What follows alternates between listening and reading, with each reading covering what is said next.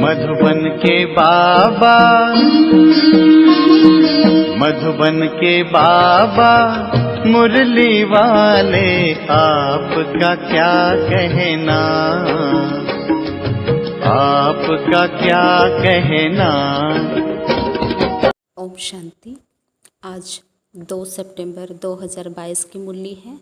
बाबा ने कहा, मीठे बच्चे, तुम्हें बाप का फरमान है, तुम एक बाप से ही सुनो। अविनाशी ज्ञान रतन सुनने से तुम्हारे कान भी मीठे हो जाएंगे। प्रश्न है, ड्रामा के ज्ञान से तुम बच्चों को अभी कौन सी रोशनी मिली है? उत्तर, तुम्हें रोशनी मिली कि इस बेहद ड्रामा में हर एक को अपना अपना पार्ट मिला हुआ है। एक का पार्ट दूसरे से मिल नहीं सकता। बुद्धि में है सब दिन होत न एक समान। 5000 वर्षों के ड्रामा में 2 दिन भी एक जैसे नहीं हो सकते हैं। यह ड्रामा अनादि बना हुआ है जो हूबहू रिपीट होता है। ड्रामा की सदा स्मृति रहे तो चढ़ती कला होती रहेगी। गीत है, महफिल में जल उठी समा। ओम शांति। बेहद के सच्चे बाप की है बेहद की महफिल।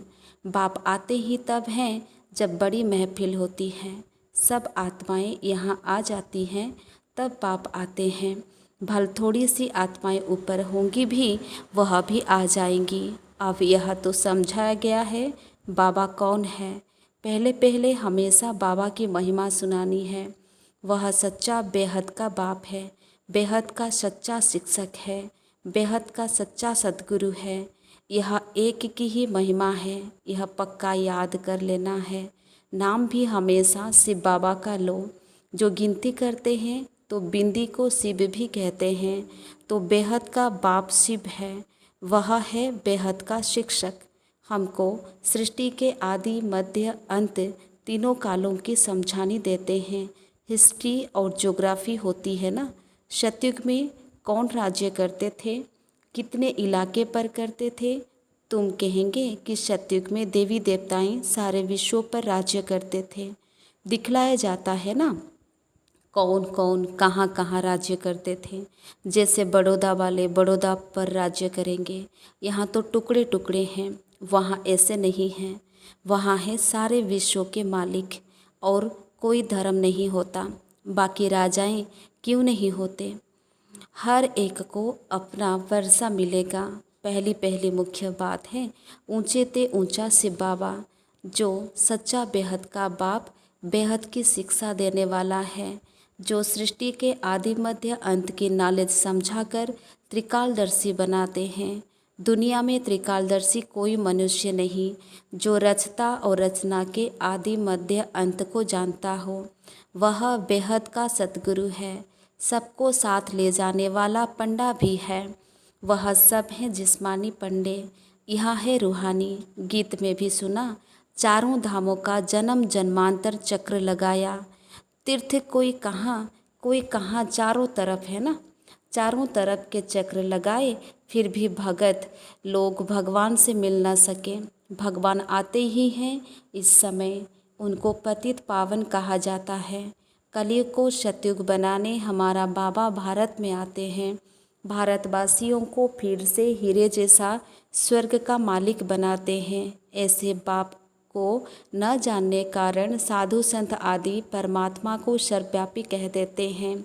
तुम बच्चे कहते हो बाप ने ब्रह्मा के मुख द्वारा हमको अपना बनाया है, हम ईश्वर के कुटुंब के ठहरे।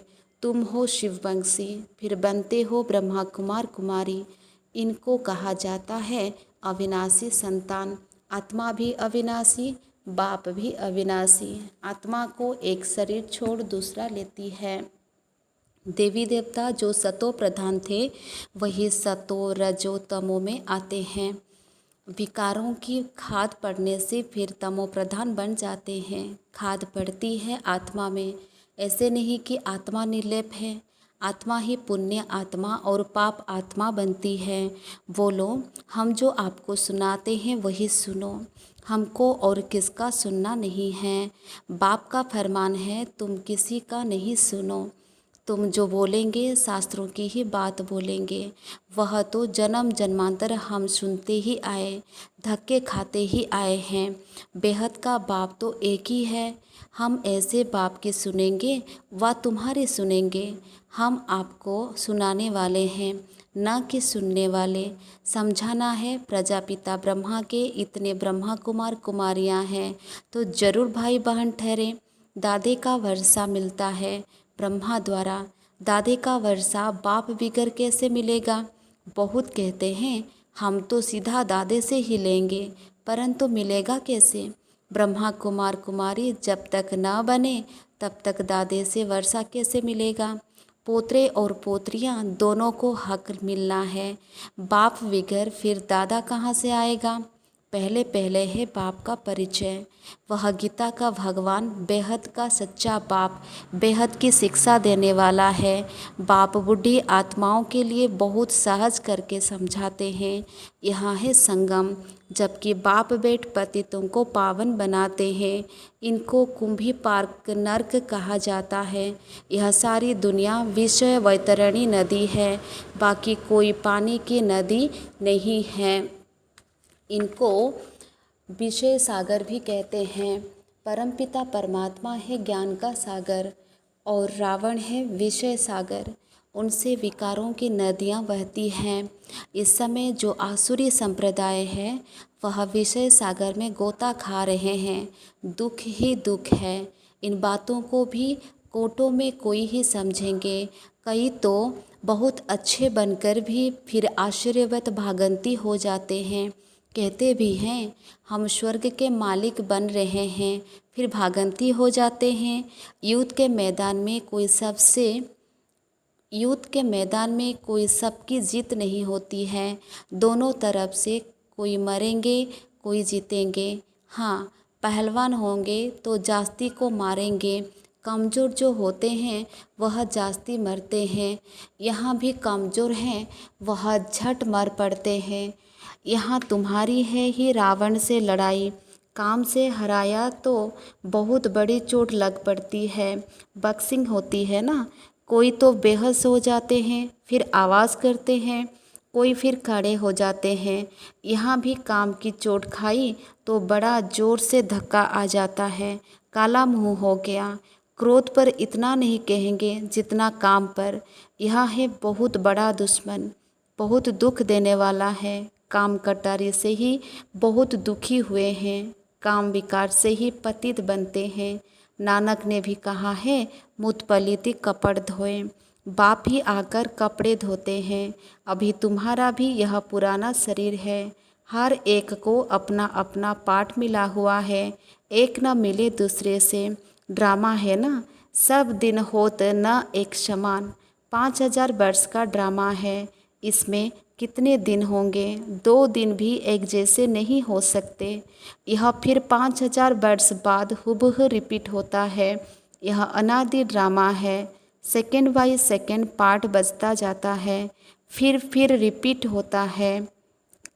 कहाँ सतयुग, कहाँ कलयुग, वहाँ क्या होता है, यहाँ क्या होता है, यह तुम बच्चों को अब रोशनी मिली है। अभी तुम्हारी चढ़ती कला शुरू होती है। बाप कहते हैं दे दान तो छूटे ग्रहण। विकारों का सीधी सी बात है। बाप तुम्हारे विकारों का दान लेते हैं, फिर उनके बदले में देखो तुम क्या देते हो। तुम कौड़ियाँ देते हो, बाप तुम्हारा ज्ञान रतन देते हैं। बाप को कहा भी जाता है रत्नागर सौदागर। बाप का भी पाठ है। आत्मा कितनी छोटी है, उसमें कितनी ताकत है, कितना ज्ञान है। यह ज्ञान देने की भी ड्रामा में नूंद है अविनाशी। फिर कल्प बाद यही ज्ञान देंगे। यह ड्रामा कब विनाश होने वाला नहीं है। वंडर है ना, आत्मा में 84 जन्मों का पाठ है। इतनी छोटी बिंदी में कितना पाठ भरा हुआ है। यह बड़ी गुह्य बातें हैं। तो पहले पहले बाप का परिचय देना है। वह रूप भी है, वसंत भी है। निराकार आत्मा जरूर मुख से ज्ञान सुनाएगी, कानों से आत्मा सुनेगी। नहीं तो ज्ञान सागर कैसे ज्ञान सुनाए? जरूर ब्रह्मा मुख से सुनाना पड़े। विष्णु व शंकर तो ज्ञान दे न सके, ज्ञान का सागर कहा ही जाता है एक निराकार को। उनसे तुम ज्ञान गंगाएं बनती हो। सागर तो एक है ना। बाप ही ड्रामा के आदि मध्य अंत की नॉलेज देते हैं। सतयुग में सूर्यवंशी राजाएं थे, 8 बादशाही चली, फिर सूर्यवंशी चंद्रवंशी बनते हैं। यह ज्ञान तुम ब्राह्मणों में ही है। तुम हो मुख वंशावली ब्राह्मण। बाप सबका एक है, वह ब्राह्मण है कुख वंशावली। तुम हो मुख वंशावली, वह जिस्मानी यात्रा कर फिर घर लौट जाते हैं। हमारी एक ही यात्रा है, एक ही बार यह अमर लोक की यात्रा करते हैं, फिर लौटकर इस मृत्यु लोक में आना नहीं है। अमर लोक स्वर्ग को कहा जाता है। वहाँ कोई यात्रा होती नहीं, वहाँ भक्ति ही नहीं। यहाँ है ब्रह्मा की रात, जिसमें भक्ति के धक्के हैं। चारों तरफ फेरे लगाए परंतु हरदम दूर रहे। स्वर्ग का मालिक बनाने वाला बाप नहीं मिला। तुम पुकारते हो हे पतित पावन आओ, आकर पावन बनाओ। फिर तुम गंगा स्नान करने क्यों जाते हो? वह तुम्हें पावन कैसे बनाएगी? अगर गंगा से पावन हो सकते तो पतित पावन को क्यों बुलाते हो? कितने लाखों आदमी जाते हैं गंगा स्नान करने। पतित पावन सर्व का सद्गति दाता एक है, बाकी है भक्ति के धक्के। तो युक्ति से प्रश्न पूछना चाहिए तो समझेंगे यह तो बड़े कायदे से पूछते हैं। जबकि एक पतित पावन को बुलाते हैं तो फिर अनेकों के पास धक्के क्यों खाते हैं? बाप कहते हैं मैं आता ही हूँ तुमको पावन बनाकर स्वर्ग का मालिक बनाने। तो अंदर में बहुत खुशी होनी चाहिए। बाप हमको पावन बनाकर स्वर्ग का वर्षा दे रहे हैं। लक्ष्मी नारायण बरोबर स्वर्ग के मालिक थे, उन्हों को बाबा से वर्षा मिला था। तुम यह भी पूछ सकते हो कि यह जो लक्ष्मी नारायण स्वर्ग के मालिक थे तो जरूर उन्हों की प्रजा भी होगी। सतयुग आदि में तो था ही उन्हों का राज्य। अभी तो संगम पर बैठे हो, यहाँ तो प्रजा का प्रजा पर राज्य है। विनाश भी सामने खड़ा है। कल्प कल्प के संगम युगे बाप आते हैं। बाप ही आकर सहज राजयोग सिखलाते हैं। तुम जीवन मुक्ति पाते हो, बाकी सब मुक्ति में जाएंगे। भारत सुखधाम था ना, अब तो दुखधाम है। देवी देवता धर्म तो है नहीं, फिर स्थापना होनी है। तुम बच्चे राज्यों की शिक्षा ले, राज्य भाग्य ले रहे हो, कांटे से फूल बन रहे हो। यहाँ तो सब कांटे हैं। एक दो को कांटा लगाते अर्थात काम कटारी चलाते रहते हैं। बाबा फूल बनाते हैं तो कांटा लगाना छोड़ देना है, हिम्मत रखनी है। हिम्मत वाले भी खड़े हो जाते हैं। बाबा देखते हैं इनकी हिम्मत अच्छी है, कभी गिरेंगे नहीं, तो ऐसे हिम्मत वाले को शरण भी दे देते हैं। परंतु ऐसे नहीं कि फिर पति व बच्चे आदि आकर याद पड़े। शुरू में भट्टी थी, भट्टी में भी सब ईंटें तो पकती नहीं हैं। यहाँ भी ऐसे ही नंबरवार पुरुषार्थ अनुसार पक कर तैयार होते हैं। बाप कहते हैं यह ज्ञान यज्ञ में अनेक प्रकार के विघ्न पड़ते ही रहेंगे। कल्प पहले मुआफिक कोई कोई नाफरमान बरदार बच्चे भी हैं जो बाबा का कहना कभी मानेंगे नहीं, रूठ पड़ेंगे। गोया अपनी तकदीर से रुठते हैं, फिर ऊंच तकदीर बनती ही नहीं है। देह अभिमान के कारण अपने मत पर चलने लग पड़ते हैं। कदम कदम श्रीमत पर चलना चाहिए। श्रीमत देते हैं ब्रह्मा द्वारा, ऐसे थोड़े ही कि प्रेरणा द्वारा किसको मत देंगे। अगर ऐसे होता तो फिर इनमें आकर इतने बच्चे पैदा करने की दरकार ही क्या। अच्छे अच्छे पुराने बच्चे समझते हैं हम तो शिव बाबा से सीधा ही लेंगे। देह अभिमान बहुत है तो यह पक्का याद कर लो, हमारा सच्चा बेहद का बाबा बेहद का वर्षा देने वाला है।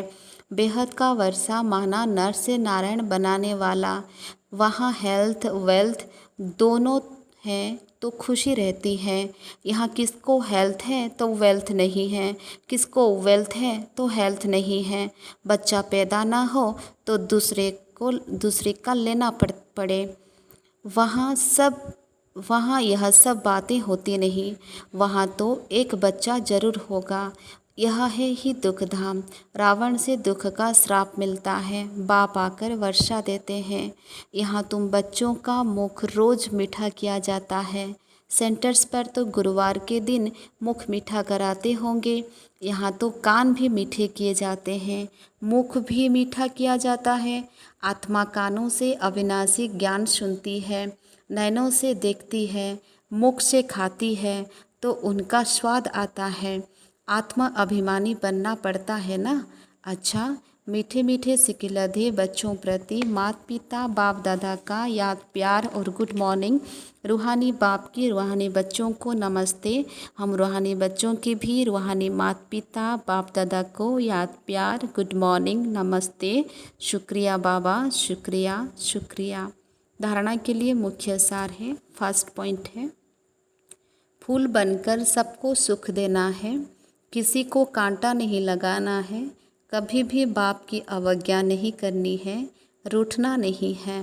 दूसरा नंबर है, कदम कदम बाप की श्रीमत पर चलना है, अपनी मत नहीं चलानी है, देह अभिमान में आकर नाफरमान बरदार नहीं बनना है। वरदान, रूहानी सोशल वर्कर बन हलचल के समय परिस्थितियों को पार करने की हिम्मत देने वाले सच्चे सेवाधारी भव। अभी समय प्रति समय विश्व में हलचल बढ़नी ही है।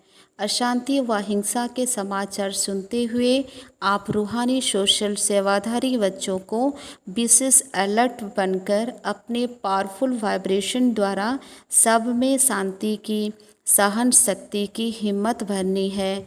लाइट हाउस बन सर्व को शांति की लाइट देनी है। यह फर्ज अदाई अब तीव्र गति से पालन करो, जिससे आत्माओं को रूहानी राहत मिले। जलते हुए दुखों की अग्नि में शीतल जल भरने का अनुभव करें। स्लोगन है, सर्व का मान प्राप्त करना है तो निर्माणचित बनो। सर्व का मान प्राप्त करना है तो निर्माणचित बनो। अच्छा, ओम शांति।